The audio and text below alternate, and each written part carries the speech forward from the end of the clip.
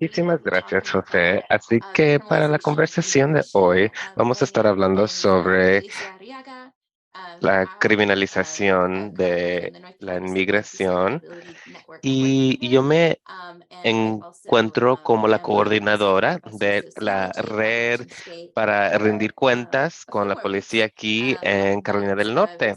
Y me emociona poder estar con mis colegas para hablar un poco sobre cómo se realiza este trabajo aquí en Carolina del Norte y oír sus diferentes perspectivas y también para reflexionar sobre los enlaces con el sistema de justicia en general.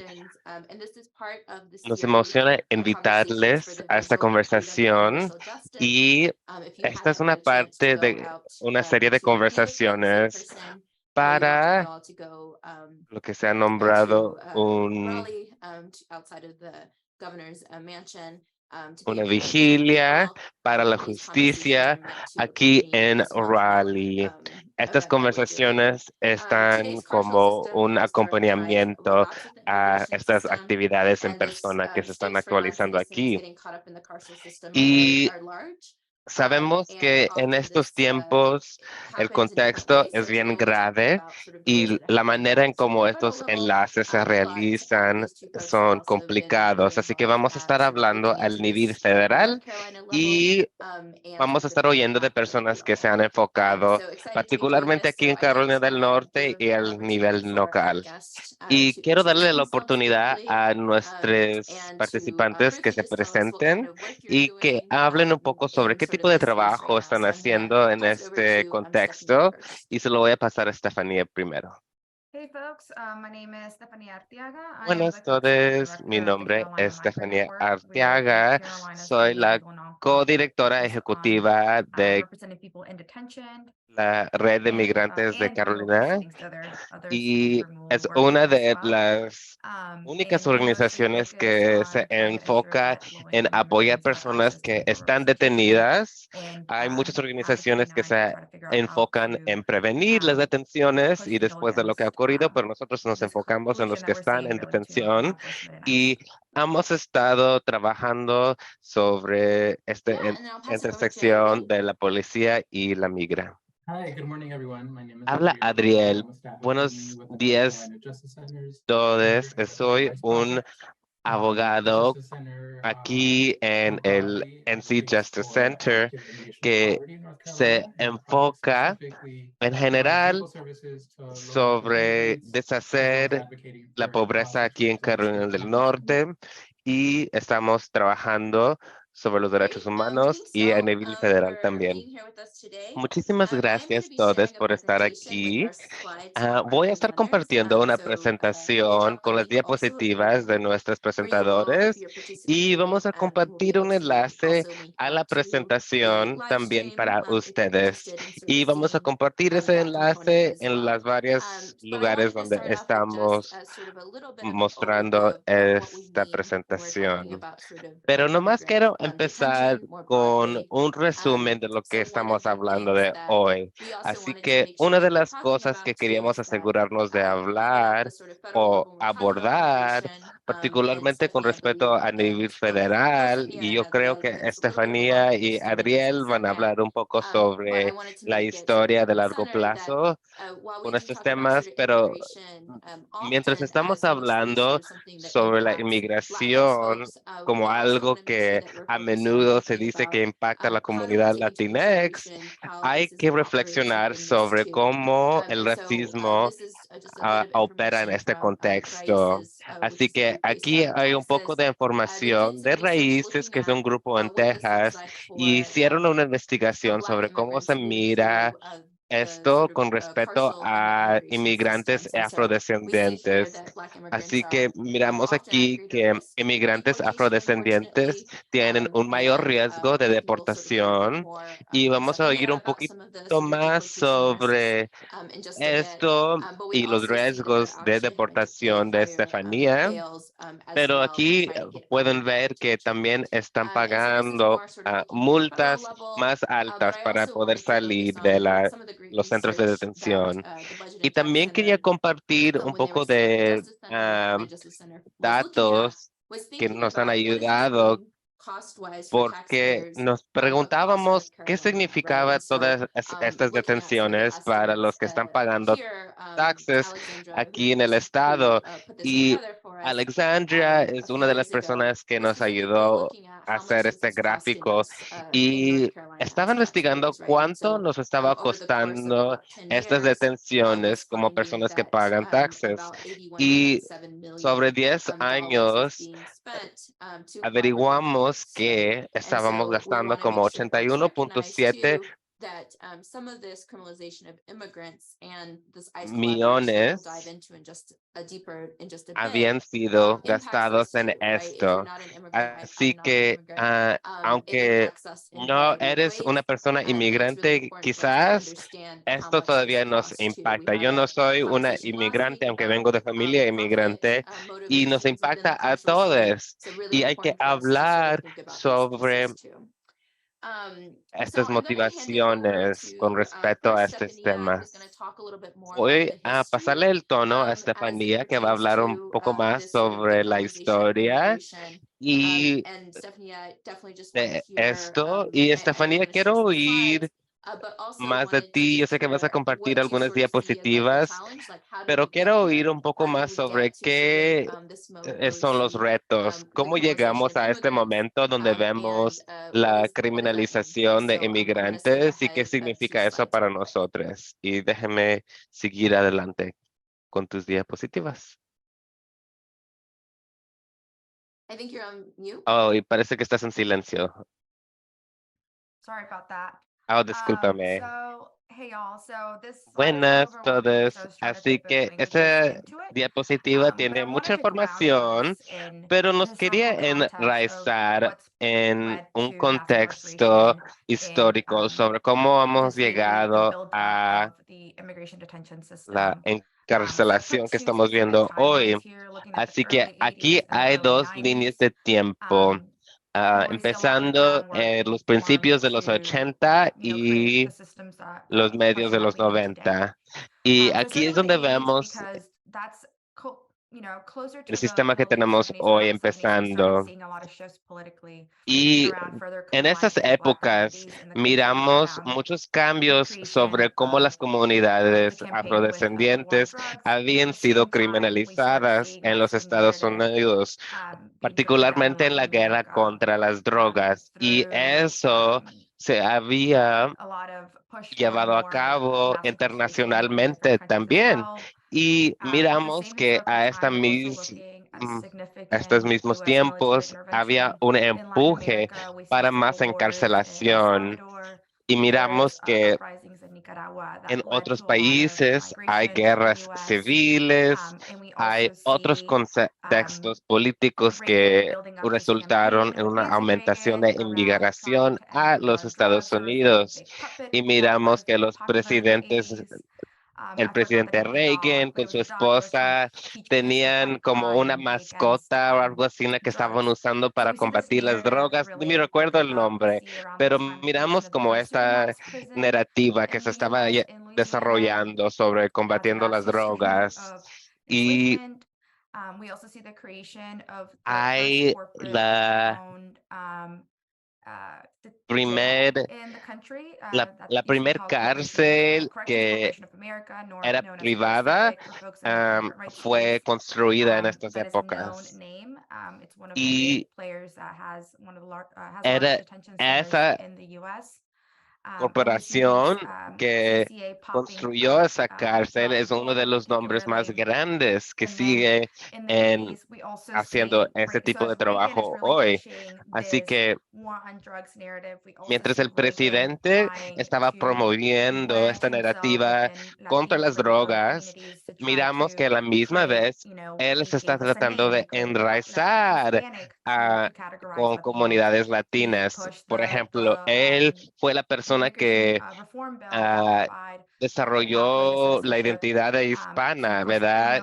Como una identidad política en los Estados Unidos. Y todo esto tenía sus gastos. Esos gastos eran aumentación de la seguridad en las fronteras y más vulnerabilidad en las comunidades.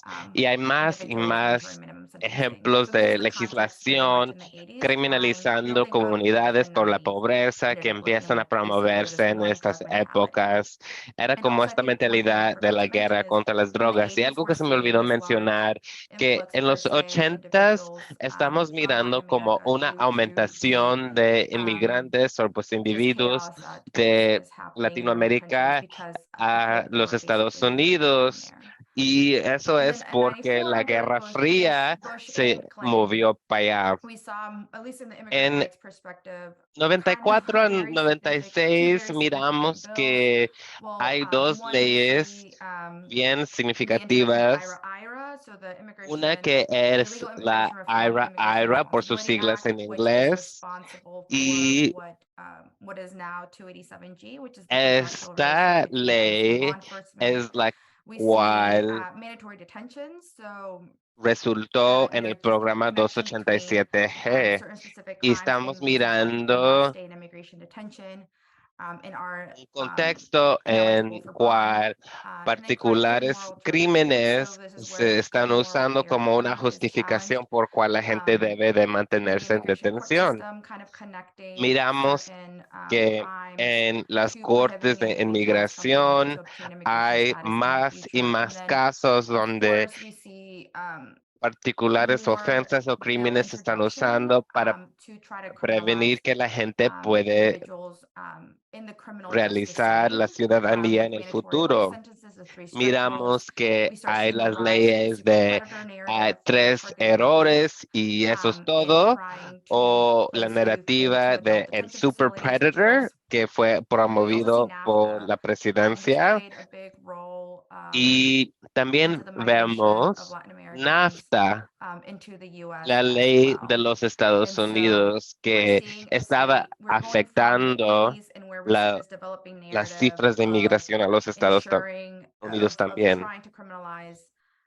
Así que estamos viendo que la comunidad está siendo criminalizada a través de esta narrativa contra las drogas, y a la misma vez estamos viendo una aumentación de recursos para promover guerra contra las comunidades y más enlaces entre la migra y la policía local, y a la misma vez aumentando la capacidad de centros de detención de inmigrantes. Y paré en los 90s un poco porque vemos como un poquito de una brecha entre lo que estaba ocurriendo con respecto a inmigrantes y lo que estaba pasando en el sistema de justicia criminal después del 9/11, pero esas son épocas bien importantes para reflexionar sobre estas raíces de la pipa de la detención a la deportación. Dice Felicia, pues muchísimas gracias por lo que has compartido, y yo creo que lo dijiste, es que la polimigra tiene que ver con este enlace del sistema criminal y el sistema del trato de inmigrantes. Y esto a menudo se dice en español como polimigra. Es una manera de pensar sobre cómo vemos estos enlaces realizándose, y la manera en cómo yo conocí estas dos personas eran en espacios comunitarios tratando de asegurarnos de escuchar a la comunidad y aprender y oír cómo ellos están viendo estas políticas llevándose a cabo alrededor de ellos y en sus vidas. La primera vez que empecé a pensar en esto era cuando oí miembros de la comunidad hablar sobre esto. Y le voy a pasar el tono a Adrián, que va a seguir adelante desde 1996, donde nos dejó Estefanía. Hi, everyone. Buenas tardes. Así que me gustaría hablar sobre tres áreas en particular, sobre cómo las leyes con respecto a migración se estaban usando para criminalizar inmigrantes. Me gustaría hablar un poco más sobre, en particular, cómo las leyes de inmigración estaban preveniendo que la gente podría acceder a beneficios. En 1988 fue la primera vez que habían como casos sobre algo que se nombró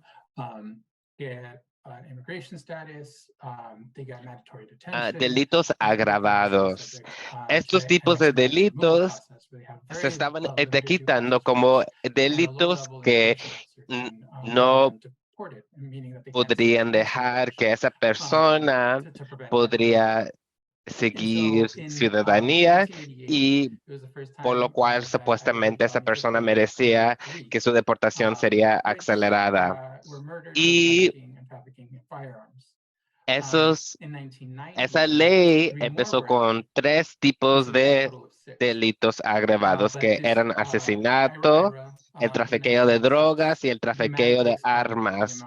Y luego en 1990 aumentaron 3 más. Lo que pasó en 1996 es que el tipo de delitos agravados se aumentó a más de 30 y incluyó cosas que no eran delitos agravados, cosas como robo de una tienda, un error en tus impuestos, cosas así que podrían ser errores comunes o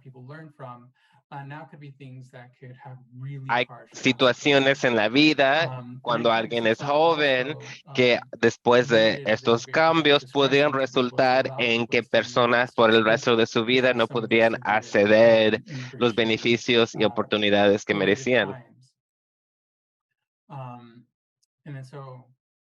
Y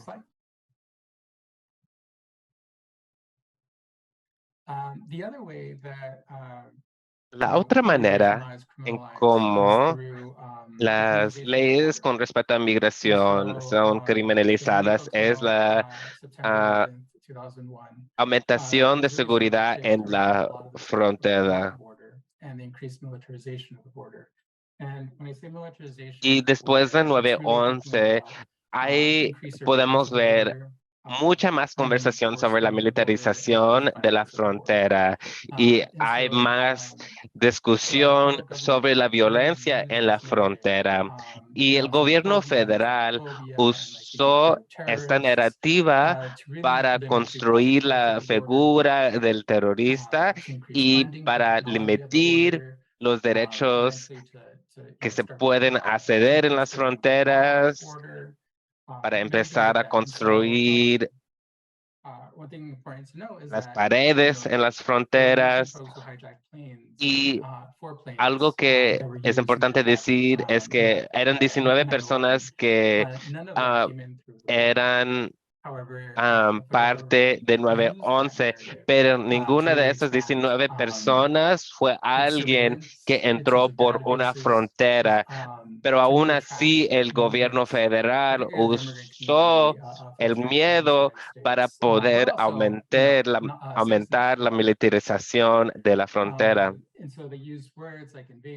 Así que usaron lenguaje como invasión y aún seguimos viendo ese lenguaje hoy en día que hay que examinar a cualquier persona que está entrando usando el lenguaje del crisis, pero todo esto es para aumentar la presencia del gobierno federal en la frontera, aumentar la detención en la frontera y pues hacer el proceso más complicado, que ahora las huellas de todos están en estos sistemas de datos nacionales, ¿verdad? Y me gustaría compartir algunos datos con ustedes. Así que en 1992 habían como 4,000 como empleados de la de la patrulla de la frontera y ahora son 20,000. Y ahora la migra es una de las fuerzas laborales más grandes al nivel federal. Y uno de los problemas es que no hay avenidas para rendir cuentas y hay muy pocas o pocos derechos constitucionales en la frontera.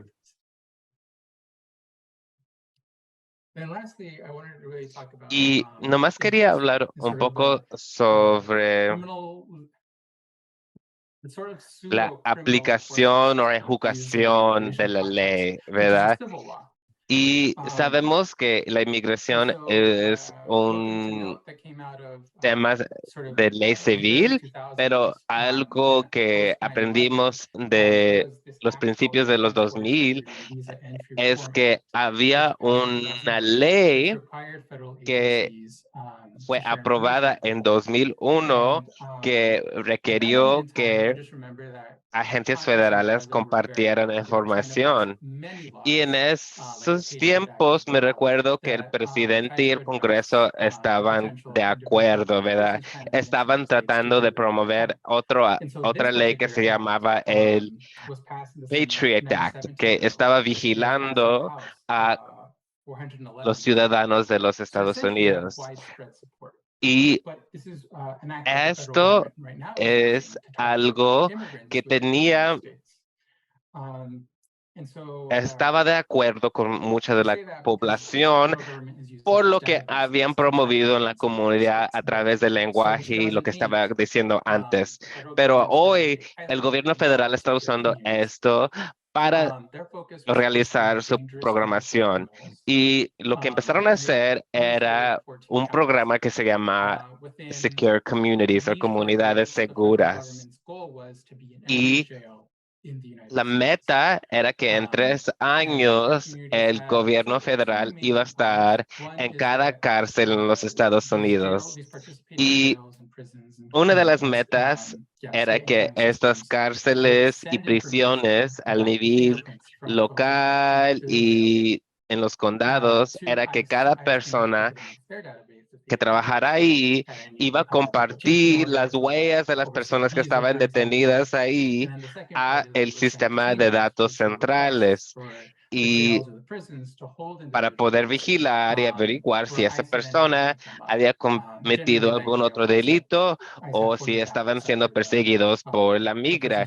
Y la otra cosa era que iban a poder hacer lo que se llamaban detainers en inglés o un captador que iba a mantener esa persona en la cárcel por unas 48 horas para que la migra podría recogerla. Pero lo que aprendimos es que el gobierno federal había mentido y nomás para poder meterse en estos cárceles. Y luego lo que aprendimos es que este programa no era voluntario, sino que era mandatario. Y la razón por cual es que cada persona cuando están llevadas a una cárcel tienen sus huellas tomadas y esa información se le manda a el FBI. Así que los departamentos estatales no tienen ninguna manera de limitar esa información y la única manera de limitar esa información es que no manden la información por su propio deber a la organización federal. Así que llegamos al enero de 2013 y ahora la migra tenía acceso a información en todas las cárceles y prisiones en los Estados Unidos casi. Y la última cosa que voy a decir con respecto a eso es que pues esto empezó pues al final de la administración de Bush. Ahí es cuando empezó el programa de comunidades seguras, pero Obama promovió este programa a otro nivel y entre 2008 a 2011 más de 143,000 personas fueron deportadas. Discúlpame, no pude oír los números en particular, pero los números siguieron, aumentaron más y más cada año. Así que aunque una persona fuera arrestada y a veces no tienen la oportunidad para completar su proceso criminal, y se meten en el sistema de deportación, aunque quizás puede ser que en su caso criminal es averiguado que eran inocentes. Así que la comunidad inmigrante se ha usado como una manera de pues echarle la culpa a sobre todos estos problemas comunitarios. Muchísimas gracias, dice Felicia. Yo creo que vamos a regresar sobre esa pregunta de rendimiento de cuentos, no solamente sobre cómo nació este sistema, pero cómo podemos desarrollar estructuras para rendir cuentas para el futuro. Y yo creo que eso ha sido uno de los retos, ¿verdad? ¿Quién va a ser nuestro enfoque para poder cambiar esto y cómo se enlaza eso con el estado carceral? Quiero regresarme un poquito a unas cuantas diapositivas para oír un poco sobre lo que ha estado hablando y trabajando en Estefanía. Y quiero decir que yo conocí a Estefanía en una reunión sobre 287G aquí en Carolina del Norte hace varios años, así que siempre me gustaría oír qué es lo que estás viendo, qué es lo que está pasando, qué podemos expectar para el futuro. Y yo creo que después de eso vamos a seguir adelante con el tiempo para preguntas y respuestas. Dice Estefanía que pues sí, gracias. Nosotros lanzamos nuestra red en 2014 en respuesta a discúlpame, en 2019, después de un empuje de la comunidad para deshacer estos enlaces. Lo que estábamos viendo en los condados de Durham, Mecklenburg, Buncombe, era que la migra estaba lanzando muchas operaciones en la comunidad y había una ley a la misma vez que fue presentada en la Asamblea del Estado que fue promovida para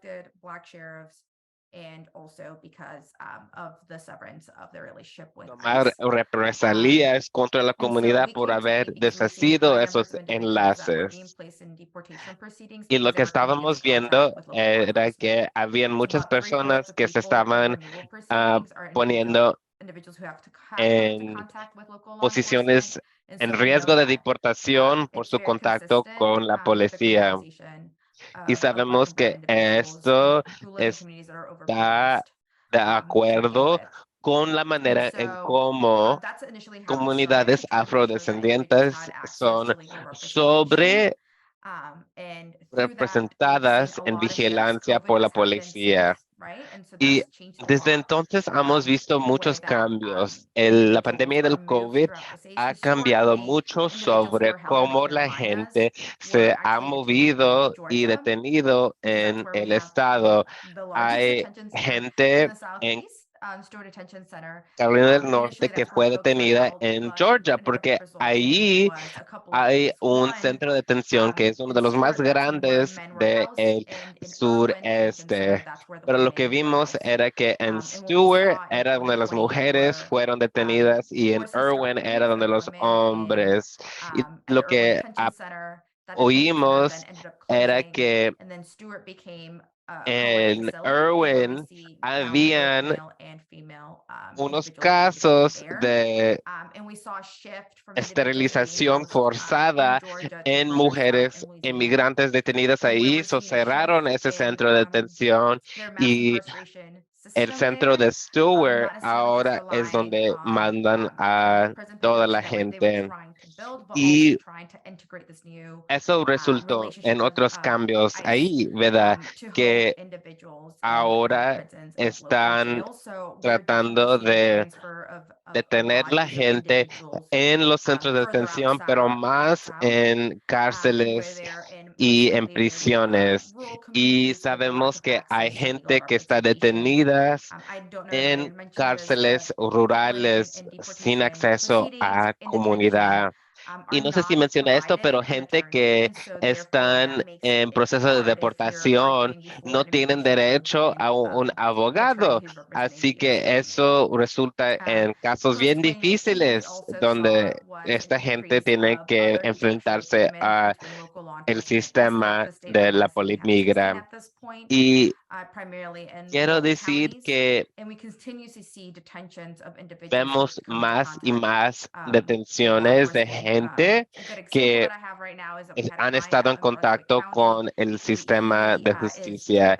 Ahorita tenemos un cliente en el condado de Brunswick que tiene diabetes, tuvo una situación donde llamó al 911 y lo que pasó es que vino la policía y lo arrestaron y luego lo pusieron en la custodia de la migra para deportación.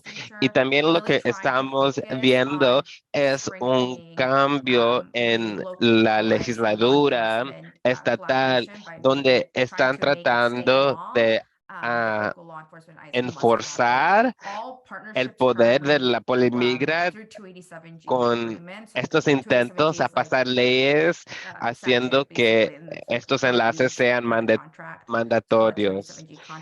Y hay que notar que estos contratos de 287G, por ejemplo, son voluntarios, no tienen que ocurrir, pero la Asamblea del Estado está tratando de averiguar cómo forzar estos tipos de colaboraciones, pero en general hemos visto un cambio en cómo la administración de Biden se reaccionó a cambios al nivel federal con poner fin a el título 42. Miramos que hay estos cambios. No podemos hablar sobre la inmigración o la detención de una manera cerrada cuando sabemos que es parte de un sistema que está criminalizando a cuerpos afrodescendientes, cuerpos racializados y sabemos que el racismo es real y está enraizado en la creación de estos sistemas. Muchísimas gracias por compartir eso, Estefanía. ¿Quieres que siga adelante con la próxima diapositiva o...? Ok. Así que una de las cosas que nosotros estamos bien interesados en enfrentar es una narrativa en la comunidad de inmigrantes. y es asegurando que gente está enfrentando lo que está ocurriendo en las cortes de inmigración. Aquí en Charlotte tenemos una corte de inmigración que es para gente que está en procesos de deportación en Carolina del Norte y Carolina del Sur. Y lo que estamos tratando de desarrollar son créditos de educación para abogados y estamos tratando de imaginar diferentes maneras de representar inmigrantes en estos procesos. Así que en enero tenemos una práctica para abogados y tenemos estos entrenamientos con con mi co-directora Becca O'Neill, que es una abogada de inmigración, y Rob Heroy fue un abogado que ayudó mucho para enfrentar las reglas locales aquí en Mecklenburg, que llegó hasta la Corte Suprema de los Estados Unidos. Así que queremos crear esos espacios para abogados para poder asegurar de mejor ayudar a nuestra comunidad. Y queremos abrir el espacio para preguntas. Y muchísimas gracias por compartir esa oportunidad. ¿Podrías hablar un poco más sobre este enfoque en abogados de inmigración? Yo creo que los dos de ustedes han hablado sobre algunos de los retos y para mantener claridad sobre eso. ¿Por qué es importante enfocarnos en este lado del tema? Pues nomás para empezar, dice Estefanía, la Corte de Charlotte en el rango de etiquetas al nivel estatal y federal, nuestra corte es una de las peores. Eso significa que la mayoría de gente que entra y empieza su proceso aquí tienen peores posibilidades de lograr sus metas con sus casos. Ese es un punto, pero también pensamos que es bien importante para nosotros enfrentar narrativas en entornos de inmigración, porque cuando estamos hablando de estos temas, no solamente estamos hablando de refugiados, ¿verdad? Sino que estamos hablando de gente que por accidente quizás a veces tienen contacto con el sistema criminal que resulta en estos casos de deportación. Así que nosotros nos enfocamos en la interseccionalidad de la polimigra. I was gonna mention, but I forgot. And I don't know if Adriel wants to mention. Y no sé si Adriel quiere mencionar algo.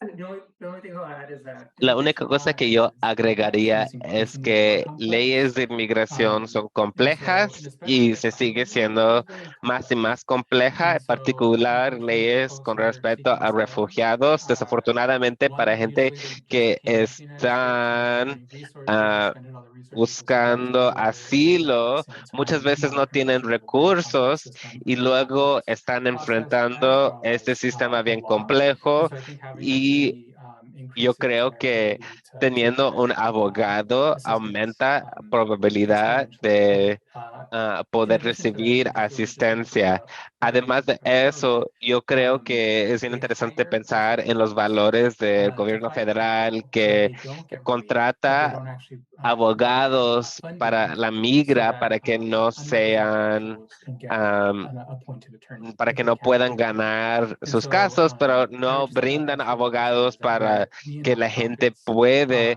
defender su caso. Así que yo unfortunately just can't creo do que it eso es bien because interesante, we don't have ¿verdad? enough of Y us, particularly sabemos folks who que are low nosotros income, que hacemos este trabajo no hay suficiente de who can't nosotros para afford to. poder And so I apoyar think todos it's estos really casos. just Así que yo creo puts que people in a pues really tough eh, process where pone even if la they could gente otherwise en qualify un for relief, proceso they're bien really sad the difícil system puts them. donde si quizás calificarían para ayudar, el gobierno federal no les apoya. Gracias por compartir, dice Felicia. Y yo miro que en la caja de charla hay algunas preguntas Para otras personas que se encuentran aquí con nosotros, avísanos si tienen alguna pregunta. Voy a tratar de repasar las preguntas de Peter y luego yo tengo unas cuantas preguntas, pero si están aquí, siéntense libres de compartir su pregunta en la caja de charla o lanzar su mano virtual. Otra pregunta que hay aquí que tiene que ver con la patrulla de la frontera. ¿Qué tipo de sistema están usando? Están usando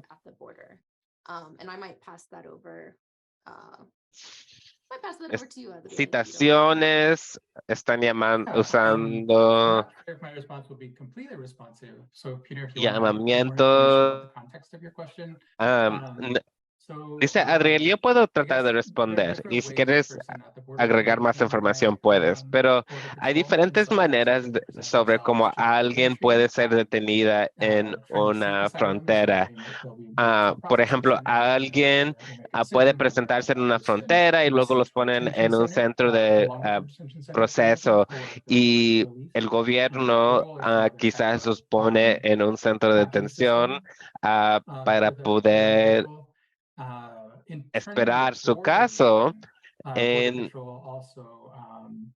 esas áreas también, la patrulla de la frontera también está arrestando gente y hay muchas reglas abiertas, para decirlo así, sobre cómo la patrulla de la frontera puede arrestar gente a lo contrario de la policía en general. Puede ser basado en qué ropa tienen, el color de su piel. Están tratando de identificar maneras de a ver quién es alguien que acaba de llegar. Así que esa es otra manera que están usando discriminación racial para identificar quién son personas que posiblemente no son ciudadanos de los Estados Unidos. Así que la patrulla de la frontera o a la policía, discúlpame, también pueden parar carros si piensan que están transportando gente. Hay muchos retenes en el suroeste. Yo soy de Nuevo México y tengo mucha experiencia desde la frontera más allá y hay muchas diferentes maneras de cómo el gobierno está desarrollando estos retenes para vigilar nuestra comunidad. Tenemos otras preguntas y quiero darle la oportunidad a la gente para participar.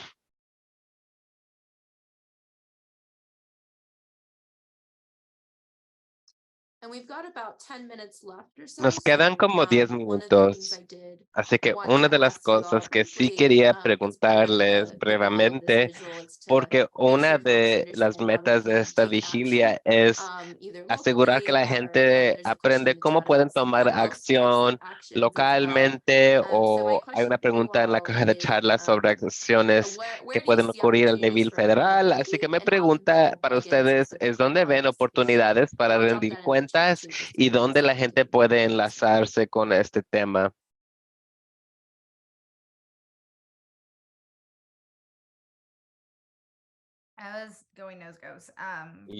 Pues estaba diciendo que yo no voy primero, pero pues aquí estoy.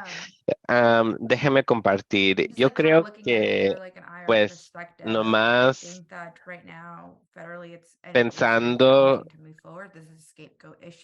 en esto al nivel federal, es bien complicado porque sabemos que este tema se usa como como algo para echarle la culpa de todos los otros problemas y uno de pues las cosas que tenemos que enfrentar es cómo empujar los alguaciles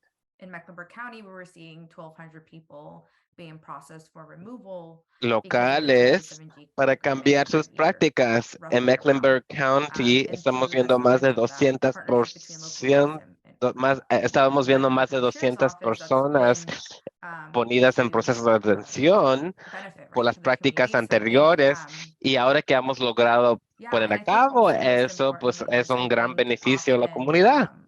Y pues más importante que eso, yo creo que es bien importante reflexionar sobre cómo nosotros como activistas estamos hablando del sistema y no nomás manteniendo el tema como algo bien secular, bien compartimentalizado, que es parte del sistema de encarcelación racializada de los Estados Unidos.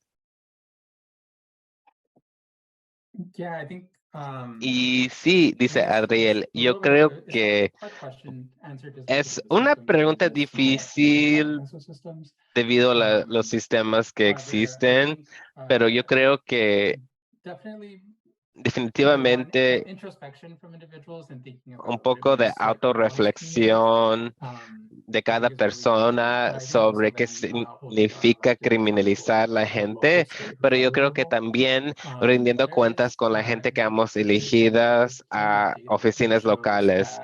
Hay muchísimos datos que muestran que centros de detención privados o que los centros de detención federales en la frontera son inhumanos, que tratan a la gente terribles y they're called, se llaman hieleras o como congeladoras por cómo la gente se siente adentro de ahí. Y hay muchas maneras sobre cómo hay que reflexionar sobre cuáles posibilidades tenemos para llevarnos más allá de la penalización. Hemos visto que hay una ley posible que se podría lograr con DACA y algo de lo que hemos visto es que se han aumentado el número de centros de detención que están siendo construidas para familias. Así que hay que estar pensando sobre cómo estos centros se están usando para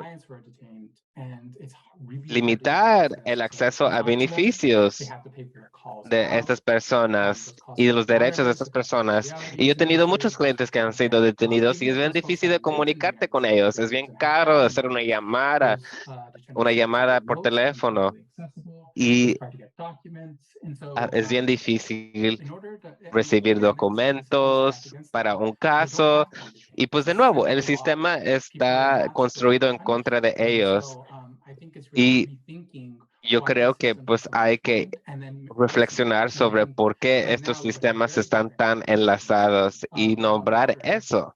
Y yo creo que hoy podemos tener muy diferentes conversaciones sobre la frontera. Hay mucha gente que está huyendo violencia de sus países. Es un problema regional de todo el hemisferio.